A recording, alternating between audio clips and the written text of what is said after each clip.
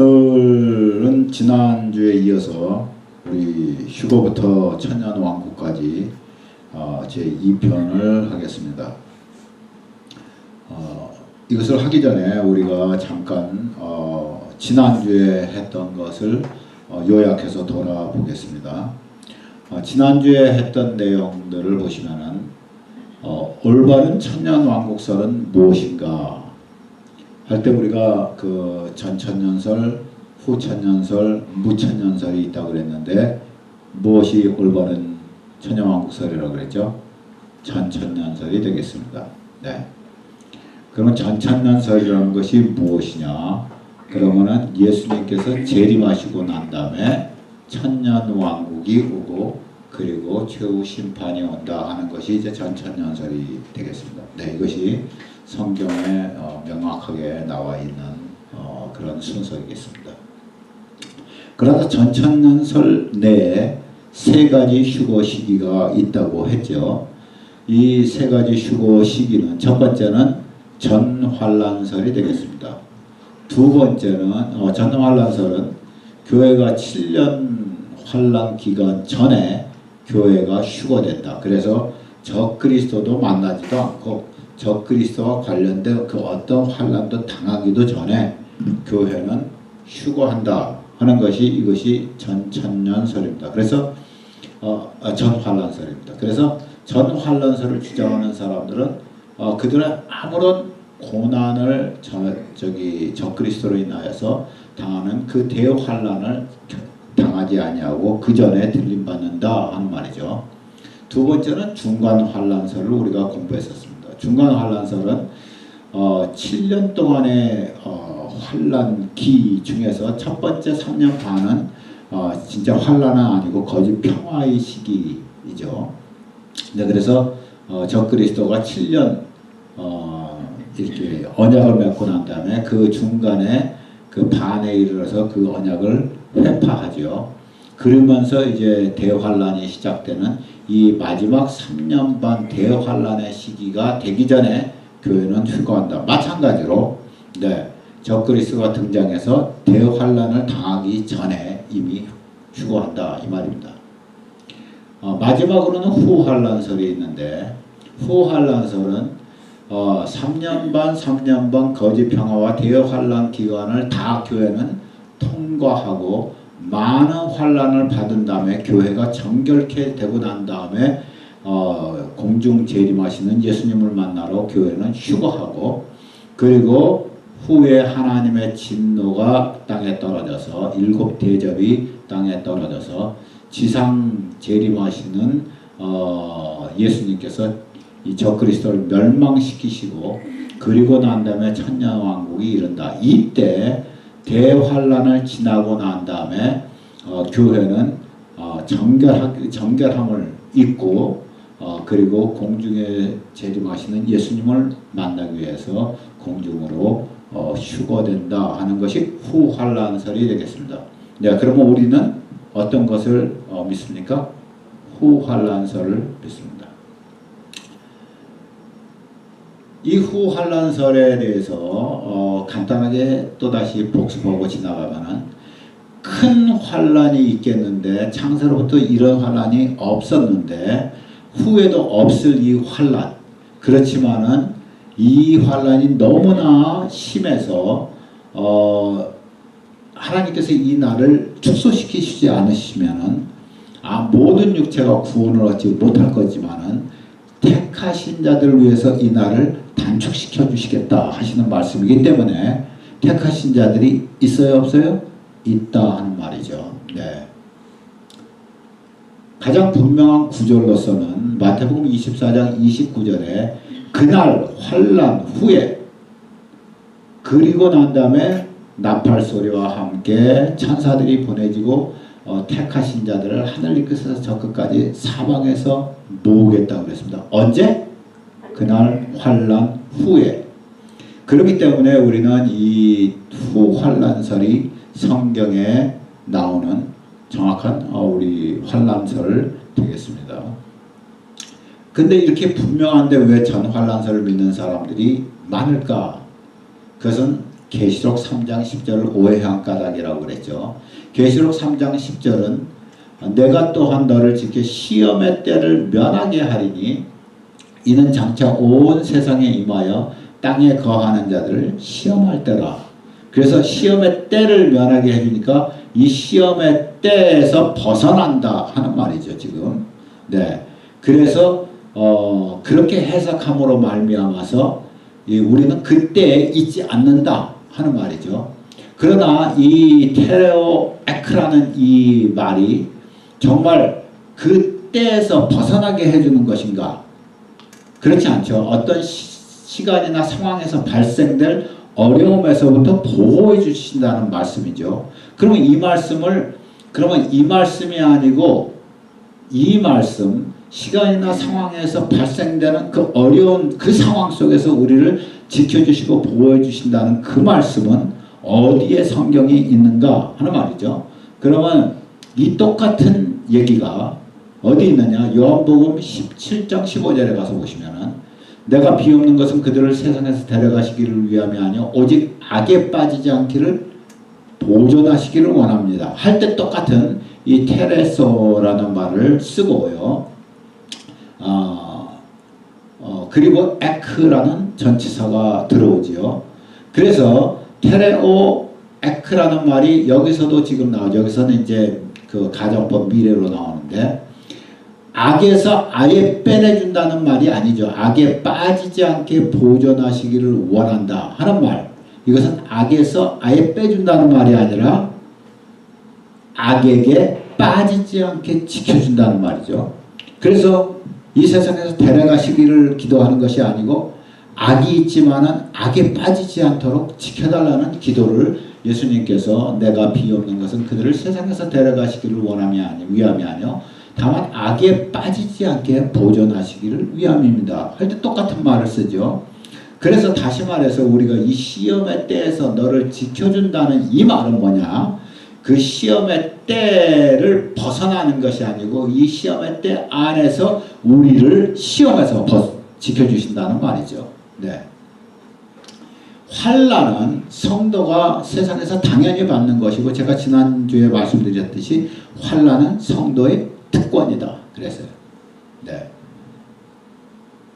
자, 두 번째는 데살로니가전서 1장 10절에 진노, 노하심이라는 말을 잘못 해석한 것이죠. 데살로니가전서 1장 10절에는 죽은 자들 가운데서 다시 살리신 그의 아들이 하늘로부터 강림하실 것을 너희가 어떻게 기다리는지를 말하니 이는 장래의 노하심에서 우리를 건지시는 예수시라. 그래서 장래 노하심에서 건지기 때문에 우리는 환난에 빠지지 않는다. 그건 아니죠. 환난과 진노는 다른 거죠. 이것은 오르게라는 진노죠. 그리고 환난은 슬립시스라는 다른 단어죠. 환난은 세상이 성도에게 주는 것이지만은 그 적그리스도가 성도에게 주는 것이지만은 그러나 진노는 하나님이 세상에게 하나님이 적그리스도에게 퍼붓는 것이죠. 그렇기 때문에 우리는 장래에 노하심에서 당연히 우리를 건지시죠. 우리는 노하심에는 들어가지 않죠. 그래서 우리가 노하심은 진노는 세상이 받는 것이기 때문에 성도는 피하게 된다 하는 말을 우리가 지난주까지 공부했습니다. 그러면 오늘 공부할 내용은 무엇인가? 그럼 이 진노의 시간은 언제를 말하는가? 언제가 이 대적 진노의 시간이 될까? 자, 15장 6절 7절에 일곱 재앙을 가진 일곱 천사가 성전으로부터 나와 맑고 빛난 세마포 옷을 입고 가슴에 금띠를 띠고 네 생물 중에 하나가 영원토록 살아계신 하나님의 진노를 가득히 담은 금대접 일곱을 그 일곱 천사에게 주니 마지막이죠. 조금 있다가 그 이제 이 순서를 우리가 볼 것인데 인과 그리고 나팔과 진노의 순서를 우리가 볼 것이지만은 여기서 지금 이 진노 마지막 일곱 대접 이것이 마지막 진노가 되죠. 그래서 16장 1절에 보시면은 16장에서는 이 일곱 대접이 다 쏟아지죠. 16장에서 보면은 또 내가 들으니 성전에서 큰 음성이 나서 일곱 천사에게 말하되 너희는 가서 하나님의 진노의 일곱 대접을 땅에 쏟으라 그랬습니다. 그래서 이 대접 일곱 대접의 재앙 시기가 바로 진노의 시간이죠. 하나님께서 이 노하심의 시기, 진노의 시기에서는 우리를 벗어나게 해주시죠. 네, 그래서 이 진노, 장래, 노하심에서 우리를 벗어나게 해주시죠. 예. 자, 그래서 우리 교회는 이때 환난을 당하고 세상으로부터 적그리스도로부터 환난을 당하고 깨끗하게 되어서 우리는 공중으로 휴거되지만은 이 세상은 그리고 적그리스도와 그 제국은 하나님의 진노의 일곱 대접이 재앙으로 퍼부어지는 거죠. 그리고 제일 마지막에 예수님께서 지상 재림하시면서 짐승과 적그리스도를 잡아서 불유황못에 던져버리시죠. 자, 성경 전체의 일관된 진리는 무엇인가? 성도는 환난에는 동참한다. 진노에는 제외된다. 이것이 성경의 일관된 사상입니다. 성도는 환난에 반드시 참여하게 됩니다. 성도는 환난을 반드시 통과하게 됩니다. 예, 그것을 피하고자 하는 것은 성도의 자격이 아닙니다. 이건 성도가 누릴 특권이에요. 성도이기 때문에 세상에서 받는 것이죠. 그러나 하나님의 진노에서는 우리가 제외가 됩니다. 마태복음 25장 41절로 43절에 보시면은 예수님께서 양과 염소를 가리시죠. 양과 염소를 가리시면서 왼편에 이제 염소로 구분된 저주받은 자들에게 예수님께서 말씀하시기를 나를 떠나 마귀와 그 사자들을 위하여 예비된 영원한 불에 들어가라. 본래 영원한 불못은 둘째 사망 영원한 불못은 누구를 위해서 되어 있냐면은 사탄과 그의 추종자들을 위해서 되어 있습니다. 근데 마귀와 그 사자들을 위해서 예비된 것에 사람이 들어가게 돼요. 그것이 왜 어떤 사람들이 들어가게 돼요? 염소로 구분된 사람들. 네. 이 사람들이 뭘 했습니까? 내가 줄일 때 너희가 먹을 걸 주지 않았고, 목마를 때 마시게 하지 않고, 나그네 들 때 영접하지 않고, 헐벗을 때 옷 입히지 않았고, 병들었을 때와 옥에 갇혔을 때 돌보지 않았다. 다시 말해서 고난당하는 자와 함께 하지 않았다 하는 거죠. 여러분, 오늘 우리가 고난당하는 자와 함께 하지 않는다면은 우리가 부자들하고만 같이 있고 명예로운 자들만 같이 있고 지위가 높은 사람들, 사회적으로 잘 나가는 사람들, 이런 사람들, 아주 큰 교회 목사님들하고만 같이 이렇게 붙어 있겠다고 그런다면은 우리는 여기에 해당되지 않죠. 그죠? 고난당하는 자와 함께 있는 것과 이런 환난, 이런 데 동참하지 않죠. 창세기 19장 16절에 보시면은 롯이 지체하니까 하나님께서 소돔과 고모라와 그 인근에 유황불을 던지실 때 그때 그 롯의 손과 그 아내의 손과 두 딸의 손을 잡아 인도하여 성 밖에 두셨어요. 잡아 끌어서 빼내주셨죠. 창세기 19장 22절에 보시면은 그리로 속히 도망하라. 내가 거기 이를 때까지 내가 아무 일도 행할 수 없노라고 그랬습니다. 다시 말해서 진노로부터는 하나님이 부으시는 유황불의 불못에 들어가지 않고 하나님의 진노의 대상이 성도는 아닙니다. 네. 진노는 세상이 받는 징벌이죠. 지난번에 우리가 말씀드렸듯이 이전에는 한 3, 40년 전에는 전환란설을 택한 사람들이 그렇게 많았습니다. 그래서 지금까지 큰 교회들이 거의 다 전환란설, 교단들이 거의 전환란설을 믿고 있습니다. 그렇지만은 이제 근래에 들어와서 성경 연구를 깊이 하면서 이게 아닌데 하는 사람들의 목소리가 굉장히 많이 높아졌습니다. 그러면서 후환란설을 주장하는 분들이 아주 많아졌죠. 네, 계시록 진행 순서를 한번 보시겠습니다. 우리가 잘 아시는 바와 같이 7인이 있고 7 나팔이 있고 7 대접이 있습니다. 그러면 7 나팔에서 7인에서 7번째 인은 7 나팔이 되죠. 그리고 7번째 나팔은 7 대접을 불러옵니다. 1부터 6개의 인은 첫 번째 인서부터 6번째 인까지는 계시록 6장에 나옵니다. 그리고 나팔이 첫 번째 나팔서부터 여섯 번째 나팔까지는 계시록 8장에서 11장에 나옵니다. 그리고 일곱 대접은 전부 다 계시록 16장에 나옵니다. 일곱 인을 띄실 때 첫 번째 인을 띄니까 백마가 나오고 두 번째는 홍마가 나오고 그 다음에는 까만 말이 나오고 그 다음에는 청황색 말이라고 했는데 이 청황색 말 이 자체가 우리가 모르는 색깔이에요. 그래서 중국말 성경을 보시면 회색이라고 그럽니다. 회색. 이렇게 해서 청황색 말이라고 우리 한국말은 표현을 했습니다. 다섯 번째는 순교자들의 기도. 제단 아래에 있는 순교자들이 우리의 그 신원을 우리의 이 기도를 언제까지 들어주지 않느냐고 이렇게 하나님께 기도하는 내용이 보이고, 그리고 여섯 번째는 하늘의 우주가 흔들리고 하늘의 권능들이 막 흔들려서 별들이 떨어지는 그러한 우주의 혼돈이 보입니다. 일곱 나팔이 보시면은 첫 번째부터 네 번째까지는 여러분께서 이렇게 외우시면 쉽습니다. 지, 해, 강, 천. 땅이 그렇고 바다가 그렇고 강이 그렇고 하늘이 그렇다. 3분의 1들이 무너집니다. 땅의 3분의 1이 망하고 바다의 3분의 1이 망하고 강은, 바다와 강은 뭐가 달라요? 마실 수 있는 거죠. 네. 예. 강의 3분의 1이 망하고 그리고 하늘의 3분의 1이 망합니다. 그리고 다섯 번째, 여섯 번째, 일곱 번째의 나팔이 세 개의 화라고 해서 화가 됩니다. 이 화들이 점점 더 accelerate, 다시 말해서 점점 더 강화되죠. 그래서 첫 번째 화보다 두 번째 화가, 두 번째 화보다 세 번째 화, 마지막 화, 이것이 일곱 대접을 이끌어냅니다. 이 다섯 번째 나팔이 불면은 첫 번째 화는 황충이 무저갱에서부터 올라오죠.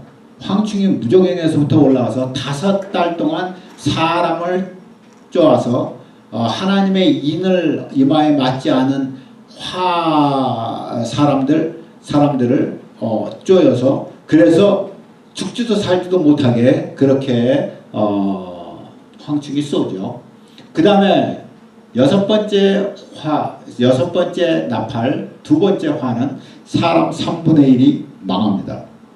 생각을 해보세요. 얼마나 끔찍해요. 사람 3분의 1이 그냥 망해버려요. 3분의 1이 죽습니다. 이건 어마어마한 일이죠. 네. 일곱 번째 나팔이 불면은 여기서 이제 드디어 하늘 성전의 언약궤가 보입니다. 하늘 성전이 열리고 언약궤가 보입니다. 이것이 계시록 11장입니다. 그래서 계시록 11장에는 일곱 번째 나팔이니까 우리가 어떻게 돼요? 우리가 휴거됩니다. 마지막 나팔이기 때문에 이때 휴거됩니다. 그래서 하늘 성전이 열립니다. 언약궤가 보이죠. 이제부터는 누구의 시대예요? 이제부터는 선택받은 이스라엘의 시대이기 때문에 하늘 성전이 열리고 언약궤가 열리는 거예요. 네. 계시록 15장 1절에 보시면 이것이 마지막 재앙이다 그럽니다. 다시 말해서 일곱 번째 나팔로 인한 일곱 대접이 마지막 재앙이라고 계시록 15장 1절에 말하고 계시록 16장에는 이 일곱 대접이 나오고 있습니다. 일곱 대접은 또 하나 똑같이 순서가 똑같잖아요. 땅, 바다, 강, 그리고 이것은 하늘이었지만 이것은 해입니다. 해가 굉장히 강하게 돼서 사람들이 그 열로 인하여서 견딜 수가 없어지게 되죠. 네. 그리고 다섯 번째 대접이 어디로 부어지냐면 짐승과 그 나라에 부어지게 됩니다. 여섯 번째는 마지막 아마겟돈이 준비되게 됩니다. 아마겟돈 전쟁. 그리고 일곱 번째는 만국의 도시들이 무너집니다. 전 세계의 만국의 큰 도시들이 무너지게 됩니다. 이게 뭐 어마어마한 재앙, 제일 마지막 재앙이 되겠습니다. 네, 이 진노의 대접이라고 이것이 계시록 15장 7절, 16장 1절에 나오고 있습니다. 오늘은 이렇게 순서를 받고 사탄의 삼위일체에 대해서 우리가 보겠습니다. 한번 같이 읽죠. 계시록 16장 13절로 14절입니다. 시작. 내가 몸에 개구리 같은 새 더러운 영이 용의 입과 짐승의 입과 거짓 선지자의 입에서 나오니 그들은 귀신의 영이라 이적을 행하여 온 천하 왕들에게 가서 하나님 곧 전능하신 이의 큰 날에 있을 전쟁을 위하여 그들을 모으더라. 이 말씀에서 새 더러운 영이라고 합니다. 이 새 더러운 영들이 이것들이 귀신들의 영들이라 합니다.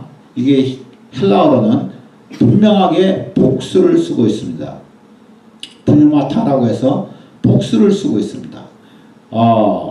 그래서 이것들이 귀신들의 영들인데 어떤 귀신의 영들이냐면은 이것이 이적을 행하는 귀신의 영이다 하는 말이에요.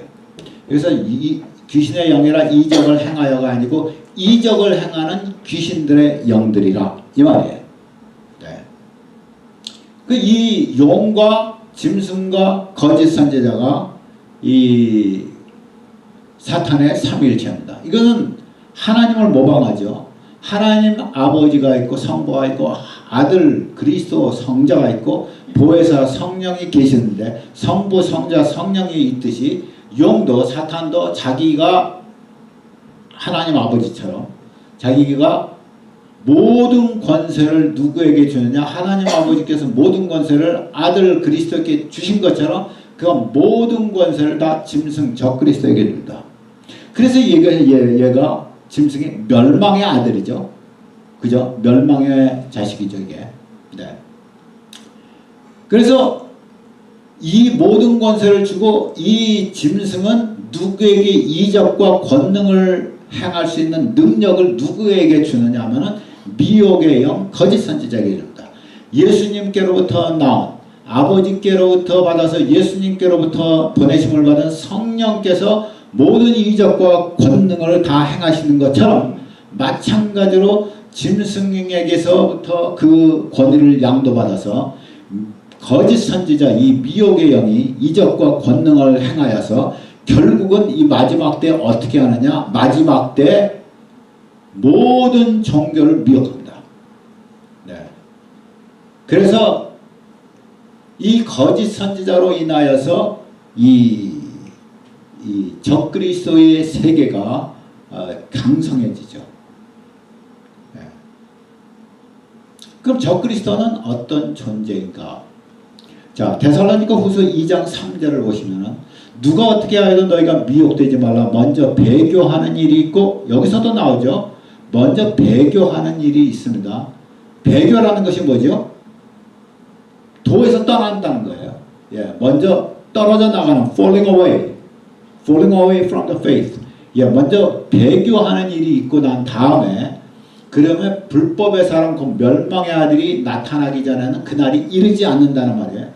그러면 그날 휴거의 날은 언제 일어나냐? 이건 지금 휴거에 대해서 하는 말인데 휴거의 날은 언제 이르느냐? 배교가 먼저 있어야 됩니다. 배교라는 것은 뭐냐? 거짓 선지자로 인하여서 미혹의 영을 받아서 전 세계의 종교들이 이 믿음에서 떠나버리고 참 믿음에서 떠나버리는 것이죠. 네.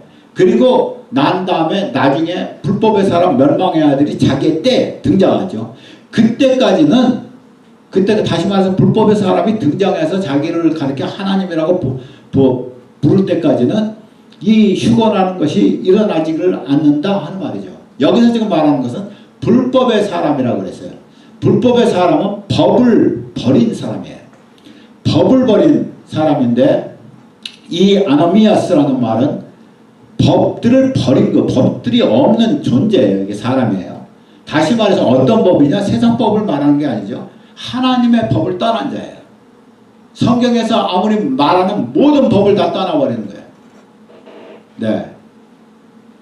그리고 이 사람은 멸망의 아들이죠. 멸망의 자식, 멸망의 아들이죠. 이 멸망의 아들은 파멸시키는 아들이에요. 그러니까 이 무법, 하나님의 법을 버리고 자기 법을 만들고 그리고 종교를 거짓 선지자를 통해서 종교를 하나로 뭉치고 그리고 그 종교적인 힘을 가지고 또 정치적인 힘을 가지고 그래서 세상을 파멸시키는 것이 이게 지금 불법의 사람 멸망의 아들이 이것이 적그리스도예요. 자, 그러면 요한복음 17장 12절 후반절을 우리 다 같이 읽겠습니다. 시작. 그 중에 하나도 멸망하지 않고 다만 멸망의 자식뿐이오니 이는 성경을 응하게 하려 함이니이다. 이게 누구예요? 가룟 유다지 이게. 예수님께서 기도하시면서 모든 당신께서 내게 맡겨주신 자들은 내가 다 보존하였는데 한 사람만 빼놓고 누구? 가룟 유다. 이 가룟 유다가 뭐예요? 멸망의 자식이에요. 여기서 똑같이 나오고 있습니다. 똑같이 아까 여기서 똑같이 나오고 있습니다. 파멸의 아들, 멸망의 아들이라고 그러죠. 똑같은 헬라어가 여기서 멸망의 아들이 아니고 멸망의 자식이라고 그랬죠. 네.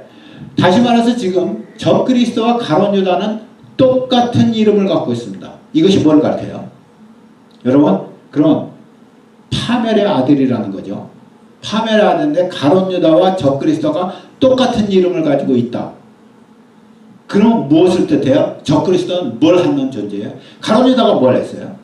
가룟 유다가 예수님을 팔았어요. 가룟 유다는 12사도 중에 하나였어요. 예수님의 가장 가까운 측근 중에 하나였어요. 그런데 그가 예수님을 팔았어요. 그러면은 누군가 이 적그리스도는 누구냐면 적그리스도 똑같은 이름을 가졌는데 파멸의 아들인데 누구를 파멸하려고 하느냐? 예수님을 파멸하는 거예요. 예수의 영을 파멸시키고자 하는 거예요. 적그리스도요. 예수의 사람처럼 등장해서 그죠? 우리 계시록 13장에 보시면은 어린 양같이 머리에는 두 뿔이 나고 그리고 어린 양 같은데 입은 용같이 말을 하는 자가 있어요. 예, 그것이 거짓 선지자예요. 그 사람을 그 거짓 선지자를 앞장세워서 미혹하게 하고 그리고 정말 착하게 뭐 이렇게 세상을 구원할 것처럼 하면서 세상을 완전히 파멸시키는 존재가 이것이 바로 적그리스도죠. 네, 계시록 13장 1절서부터 2절을 한번 보시겠습니다. 다 같이 한번 읽겠습니다. 내가 보니 바다에서 한 짐승이 나오는데 뿔이 10이요 머리가 7이라. 그 뿔에는 10 왕관이 있고 그 머리들에는 신성모독하는 이름들이 있더라. 내가 본 짐승은 표범과 같고 그 발은 곰의 발 같고 그 입은 사자의 입 같은데 용이 자기의 능력과 보좌와 큰 권세를 그에게 주었더라. 어디서 나와요? 바다에서 나와요. 바다에서 한 짐승이 나와요. 이것이 지금 적그리스도예요. 적그리스도가 용의 모든 권세를 받았어요. 어디서 나와요? 바다에서 나와요. 그가 표범과 비슷하고 곰의 발 같고 사자의 입 같은 것을 가졌어요. 이따가 우리가 보시겠어요? 기억하세요. 바다에서 한 짐승이 나오는데 바다, 이때 바다는 뭐예요?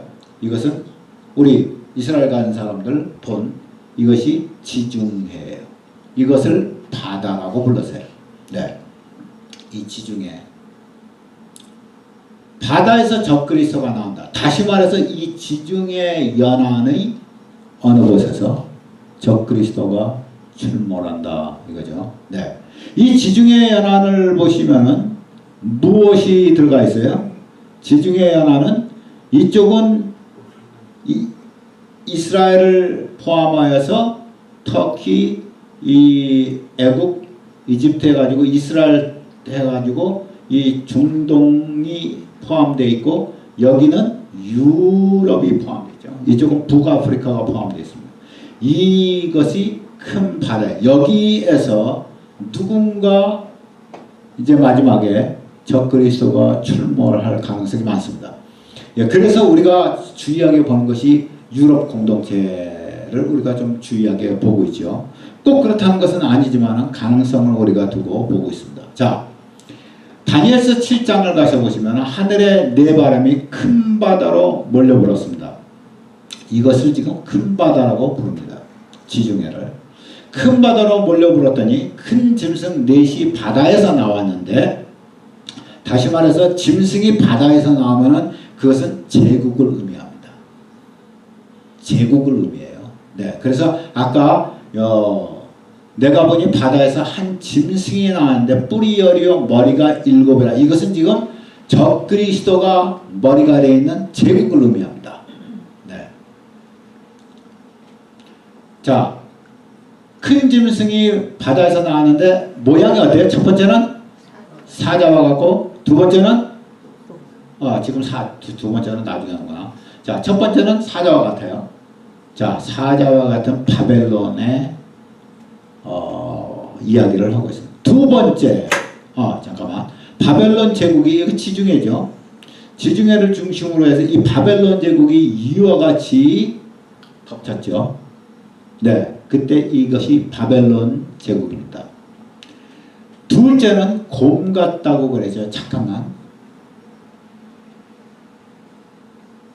이 바다에서 나오는 짐승이 무엇과 같다? 표범과 같고, 곰 같고, 사자와 같다고 그랬어요.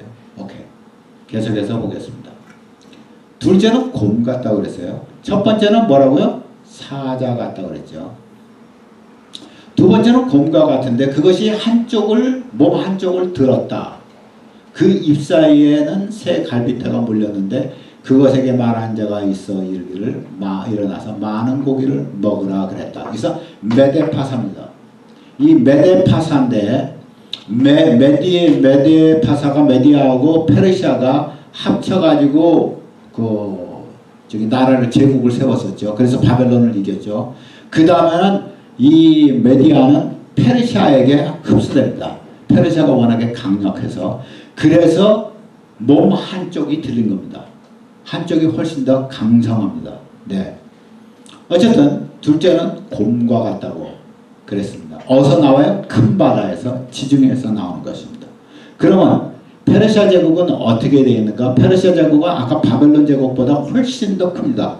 바벨론 제국은 여기 있었다면 이만큼 먹었다면 페르시아 제국은 이렇게 먹었습니다. 어마어마하게 먹었죠. 예. 그 다음에 나왔던 것이 이것이 이제 알렉산더가 이제 주축이 돼가지고 시작된 그리스, 헬라 제국이 되겠습니다. 이것이 표범과 같은데 그 등에는 새의 날개 넷을 달았습니다. 새의 날개를 달았으면은 근데 네 개를 달았어요. 이것이 나중에 네 나라로 알렉산더가 33살 때 죽습니다. 19살 때 정권을 장악하죠. 누군가에게는 자기 아버지 필립을 암살했다고 하기도 합니다. 많은 확실히 잘 모르겠어요. 그 알렉산더의 스승이 누구였었죠? 아리스토텔레스였죠. 네. 이 알렉산더로 말미암아서 그러니까 굉장히 빠른 존재죠. 예, 굉장히 빨리 이 전 지역을, 전 중동 이 유럽 지역을 전부 다 삼켜버렸죠. 예, 그래서 페르시아가 이제 이 그리스한테, 헬라한테 먹히죠. 이 헬라가 이와 같습니다. 어마어마한 땅을 헬라가 먹어버렸습니다. 그런데 이것이 오래가지 못했어요. 여러분께서 다니엘서 예언을 보시면 다니엘서 8장에 가서 보시면 이런 것들이 아주 잘 나오고 있습니다. 근데 이것을 이제 보시면은 어마어마한 제국이죠. 이것이 지금 지중해를 항상 포함하고 있습니다. 이 끝이 이렇게 항상 여기서, 이 그리스가 여기잖아요. 그죠? 그리스가 여기죠. 네. 다니엘서 7장 7절을 보시면은 이제 네 번째 본 짐승은 무섭고 놀라우고 또 매우 강하여 새로 된 큰 이가 있어서 먹고 부서뜨리고 그 나머지를 발로 밟았으며 이 짐승은 전에 모든 짐승과 다르고 또 10뿔이 있더라. 잠깐만. 이것은 어떻게 형용할 수가 없는 거예요.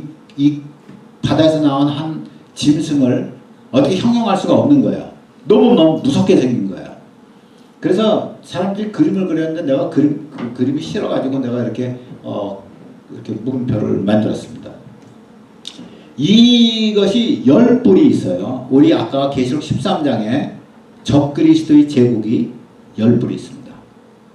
그죠? 자, 그러면 이것은 무슨 나라냐? 이것은 로마 제국입니다. 이 로마 제국이 지금까지 있었던 제국 중에서 가장 오래갔고 가장 강했어요. 가장 타락했고, 네, 가장 오래갔고 아주 천년만년 갈 것 같은 로마 제국이었죠. 네, 그렇지만 로마가 이제 무너졌죠. 네. 그래서 이 유럽이 전부 다 장악이 됐죠. 거의 다 북아프리카 장악되고, 그리고 여기까지 몽땅 다 장악되어 있는 것이 이 로마 제국인데, 여기가 지금 뭐죠? 여기가 지중해입니다. 예, 큰 바다에서 짐승이 4마리가 나왔습니다. 그죠? 큰 바다에서 짐승이 4마리 나왔는데, 첫 번째는 바벨론, 두 번째는 페르시아, 그 다음에는 그리스, 그 다음에는 로마. 네, 이렇게 됐습니다. 그래서 바다에서 한 짐승이 나왔는데 뿔이 열이라고 그랬죠. 지금 우리가 로마에 가서 이 무섭고 흉악한 이 짐승이 하나가, 네 번째 짐승 로마가 나오는데 10뿔을 가졌어요. 그렇다고 그러면은 지금 바다에서 한 짐승이 나오는데 뿔이 열이라고 그러면은 지금 로마의 속성을 지니고 있는 거죠. 그죠? 로마의 속성을 지니고 있죠. 자, 다니엘서 2장에 가서 보시면, 우리가 아직은 안 봤지만은 잘 아시는 대로 느부갓네살이 신상을 하나 만들었죠.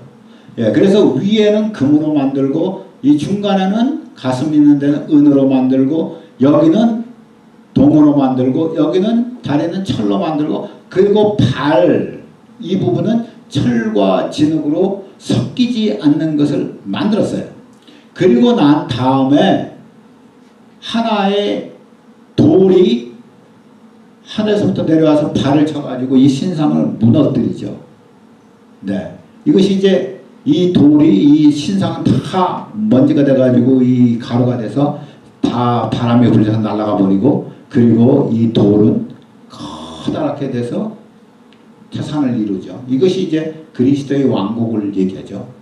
네, 이것이 다니엘서 7장과 똑같이 연결이 되고 있습니다. 이것은 첫 번째는 사자요, 이것은 바벨론이요, 그리고 두 번째는 곰, 은, 페르시아고, 세 번째는 표범, 그리스, 동입니다. 네 번째는 사나운 짐승이라고 말하는 이것이 로마 철입니다. 강한 철, 그죠? 그리고 난 다음에 적그리스도의 제국이 언젠가 작은 뿔로서 이제 등장하게 됩니다. 작은 뿔로서 등장하게 되고, 용 같은 이 말을 하는 이 작은 뿔이 등장해서 그 앞서 있었던 세 개의 뿔들을 꺾어버리고 이제 드디어 자기가 주제자가 되죠. 이것이 이제 적그리스도의 제국을 세우는 적그리스도입니다. 이것이 철과 진흙의 상태죠. 그래서 우리가 지금 괜히 유럽 공동체를 우리가 주위에서 보는 것이 아니죠. 저는 유럽에 가가지고 유럽 공동체 연구하기 위해서 유럽에 갔었습니다. 가가지고 벌써 88년도에 갔었으니까 지금 언제죠? 그 유럽 공동체가 막 형성될 때 갔었어요. 이거 연구한다고 갔었어요, 그때. 그러니까 철과 진흙, 다시 말해서 섞이지 않을 것 같은 존재들이 섞이는 거죠. 그래서 하나로 되지만은 그것이 견고하지는 않습니다.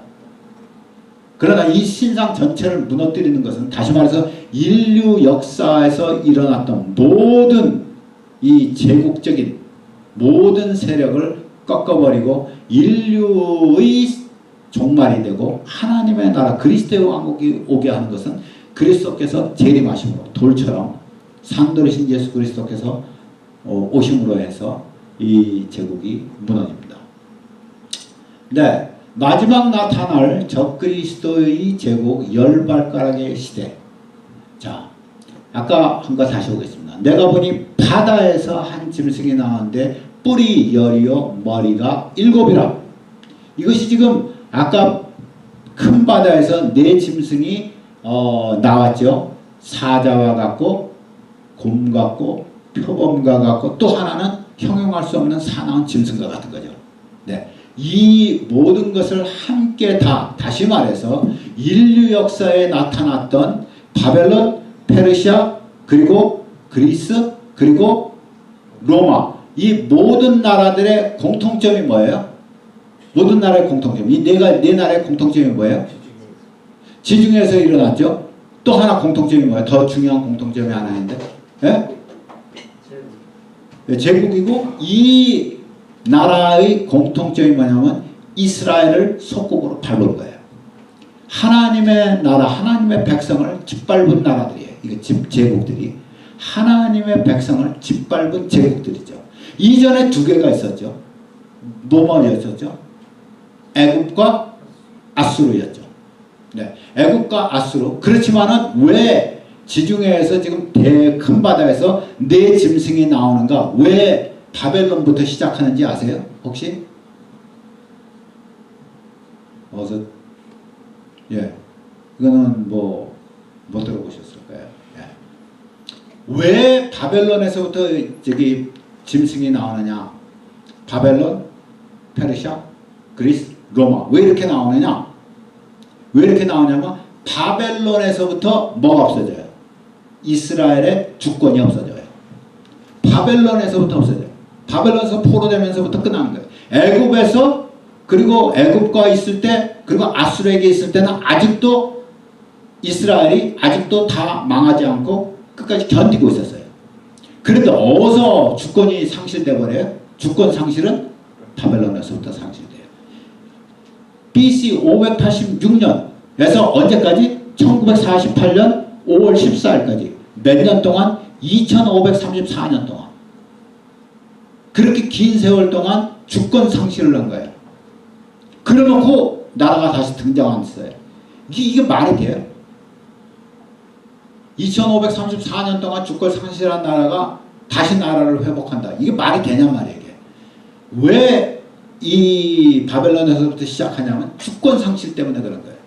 네. 그러면 이것이 지금 이 적그리스도의 나라는 이 세 가지, 그리고 네 가지죠. 이제 무시무시한 이 용의 권세를 다 받았으니까 이 네 바벨론, 페르시아, 그리스, 로마 이 네 가지의 모든 속성을 다 가지고 있죠. 그런데 계시록 13장 3절을 보시면은 그의 머리 하나가 상하여 죽게 된 것 같더니 이 머리가 7개잖아요. 이게 뿔은 10개인데 머리는 7개란 말이에요. 그 머리 하나가 상해서 죽게 된 것 같더니 죽게 되었던 상처가 나오매 온 땅이 놀랍게 여겨 짐승을 따른다. 이 머리 중에 하나가 죽임을 당한 거죠. 근데 죽임을 당한 것 같은데 살아난 거예요. 이게 지금 누구를 비슷하게 하는 거예요? 예수님. 적그리스도니까 당연히 예수님. 예수님이 돌아가셨다가 부활하신 것처럼 자기도 죽었다가 부활해야지 이게 이제 미혹이 되는 거지. 그죠? 네. 그래서 온 땅이 놀랍게 여겨 짐승을 따르고 용이 짐승의 권세를 주므로 용에게 경배하며 짐승에 경배하여 이르되. 똑같아요. 하나님과 어린 양께 경배하는 것처럼 똑같이 용에게 경배하면 짐승에게 경배하죠. 네. 누가 이 짐승과 같으냐? 누가 능히 이와 더불어 싸우리여 하더라. 이 짐승이 과장되고 신성모독하는 말하는 입을 받고 또 42달 동안 일할 권세를 받으니라. 자, 짐승이 권세를 받았는데 언제 얼마 동안? 42달. 42달이 한때, 두때, 반때라는 거예요. 세 때 반이죠. 그러니까 이것이 1260일 3년 반. 성경에서 이와 같이 나오고 있습니다. 네. 3년 반 동안이에요. 그러니까 끝나는 거예요. 3년 반을 우리가 견디면 끝나는 거예요. 우리가 이미 알았으니까 하나님께서 선지자에게 나타내시지 않으면 하나님께서 일을 안 하세요. 그러니까 성경에 하나님께서 드러내세요. 너희가 아무리 어려워도 너희가 견딜 수 있다. 왜냐하면 내가 그날을 감해주기 때문에 그렇다. 그날 감해주는 것이 3년 반이에요.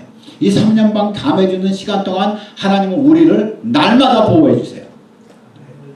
사탄은 이 적그리스도는 42달 동안 일할 권세를 갖지만 그렇지만 두 중에는 1260일을 일해요. 그죠? 두 중에는 1260일을 일해요. 이 말이 뭐예요? 42달 동안 우리는 한 달 이렇게 가는 것처럼 우리에게 고난이 오지만은 하나님은 매일매일 우리가 함께 있는 것처럼 1260일을 우리가 함께 계신 거예요. 이 놀라운 일이죠. 네. 여기서 계시록 17장 7절 8절에서 보시면은 내가 여자와 그가 탄 7머리와 10뿔 달린 짐승의 비밀을 내게 이르리라 그랬어요. 이제 비밀이 나오는 거예요. 이 짐승의 비밀이 이제 나오는 것이죠. 자, 그러면 이 네가 본 짐승은 전에 있었다가 지금은 없으나 장차 무정행에서부터 올라와서 멸망으로 들어갈 자라.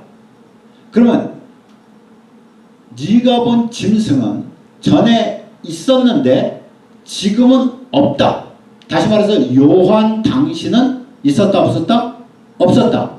근데 미래에 다시 등장한다 안 한다? 한다. 요한 당시는 없었다. 근데 그전에는 있었다. 전에는 있었다가 지금은 없다. 그런데 후에는 온다. 그래서 이전에 사는 자들로서 땅에 사는 자들로서 창세 이후로 그 이름이 생명책에 기록되지 못한 자들이 이전에 있었다가 지금은 없으나 장차 나올 짐승을 보고 놀랍게 여기더라. 누구랑 비슷하죠? 전에도 계셨고 지금도 계셨고 장차 오실 자라. 아이 뭐 사탄은 자와 비슷하게 모방하는 천재야. 네. 그런데 여기서 지금 중요한 것은 전에 있었어요. 7머리 10뿔 달린 짐승. 전에 있었다가 지금은 없으나 장차 무정행으로부터 올라와 멸망으로 들어갈 자라. 그런데 17장 9절 10절을 보시면 이게 지금 17장 7절 8절이에요. 9절 10절 바로 다음에 나오는 것을 보시면은 그 7머리는 여자가 앉은 7산이요 또 7왕이라. 5은 망했고 하나는 있고 다른 하나는 아직 이르지 않았으나 이르면은 반드시 잠시 동안 머무리리라.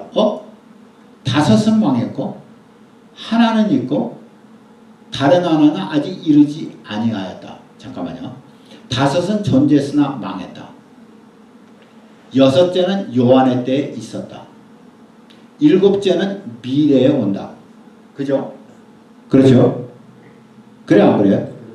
이 말은 전에는 있었는데 지금은 없다. 근데 미래에 온다. 말이 좀 이상하죠? 하나는 있다. 아, 그러면은 이게 무슨 말일까? 잠깐만 들으세요. 이때 이 짐승은 머리를 몇 개 갖고 있어요? 7개 갖고 있어요. 7개 가진 이 짐승 전체를 얘기합니다. 이 짐승 전체를. 자, 이 짐승 전체는 전에 있었다가 지금은 없어요. 나중에 들어와요. 그런데 그 다음 것은 세분화합니다. 7머리, 머리 하나, 둘, 셋, 넷, 다섯, 여섯, 7머리 중에서 5은 망했고 하나는 있고 하나는 아직 안 왔다 하는 거예요. 자, 그러면은 이것을 맞춰봅니다. 전에는 있었다가 지금은 없다. 그러니까 요한 당시에는 없었다. 미래에 다시 온다. 10절에는 5은 망했고 하나는 있다. 요한 6째는 요한의 때에 있었다. 7째는 미래에 등장한다. 잠깐만요. 요한의 때에 있었던 것이 무슨 제국이에요? 바벨론이에요? 페르시아예요? 그리스예요? 로마예요? 로마지. 당연히 로마지. 예수님께서 로마 병정들에게, 그죠? 예, 로마지, 로마. 그 요한의 때는 어느 때 하나는 있는 이것은 뭐예요? 로마예요. 그 5은 망했어요. 그럼 로마 전에 5은 망했어요. 그죠? 근데 이 5이 지금 어떤 5이냐면 이 머리 7 중에서 5은 이미 없어졌어요. 하나는 지금 있어요. 이게 로마예요. 그죠? 하나는 있는 거 로마예요. 하나는 아직 안 왔어요. 얘가 적그리스도의 제국이에요. 얘가 적그리스도의 제국이죠. 그 5개가 없어요. 그럼 이 짐승은 지금 어떤 존재예요? 어떤 존재냐면 바다에서 나왔죠.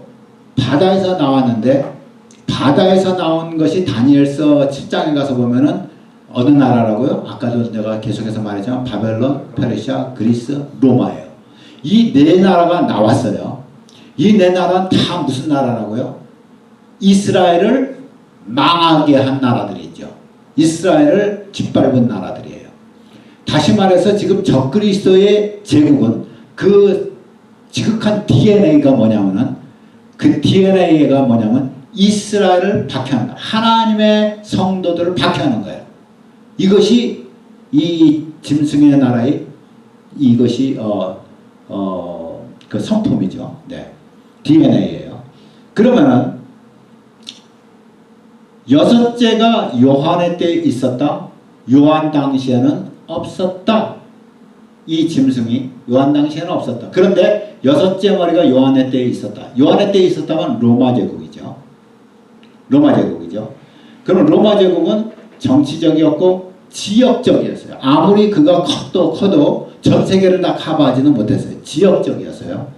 그리고 여섯 번째가 있었기 때문에 이것은 각각의 머리를 얘기한 것이죠. 그렇지만 요한 당시 때 없었다고 말한 것은 이것은 짐승 전체를 얘기하는 거예요. 짐승 전체가 요한 당시에는 없었어요. 그럼 요한 당시에 없었다는 것은 뭐냐면은 이것은 제일 마지막에 나오는 미래에 오는 적그리스도가 아직 안 왔기 때문에 전체가 아직은 형성되지 않은 거예요. 그렇기 때문에 요한 당시에는 전체는 없었던 거예요. 전체는. 그러면 이것은 뭐냐면 전 세계적이에요. 계시록 13장 나오는 것처럼 계시록 13장에 또 나오는 건 정치적이고 종교적이에요. 그러면 이 요한 당시에는 없었던 이 정치적이고 종교적이고 세계적인 이 짐승 전체, 다시 말해서 가장 포악한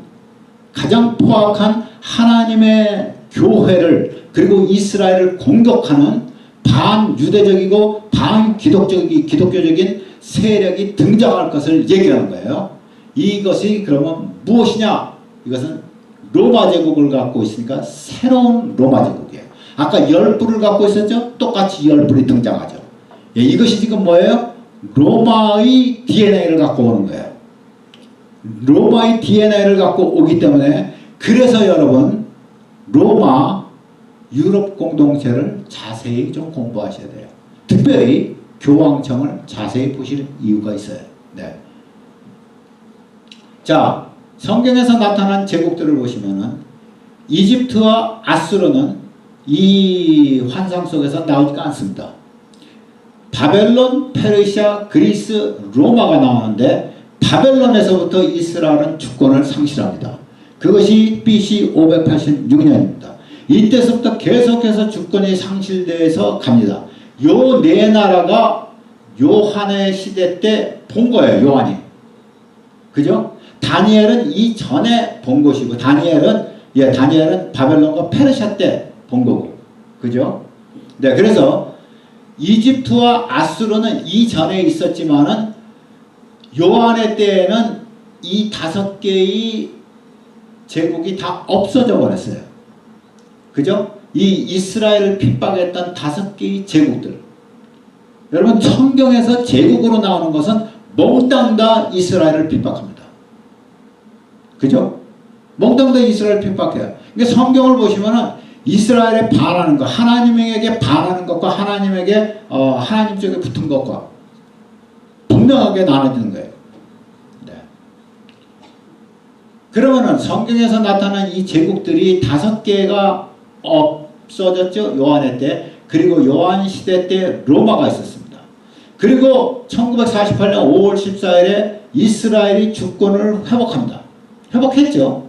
그리고 벌써 몇 년이 지났죠, 지금? 지금 19년이니까 몇 년이 지나죠? 70년이 지났습니다. 무슨 일이 있어도 일어날 것 같습니다. 네. 그리고 언젠가는 모르지만은 적그리스도의 제국, 마지막 7번째 머리의 나라가 등장하게 됩니다. 이렇게 되는 것이죠. 5개는 망하였고 하나는 있고 하나는 아직 안 온 거죠.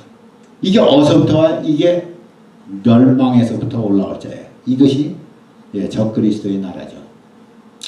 네, 짐승은 제국이기도 하고 짐승은 사람이기도 합니다.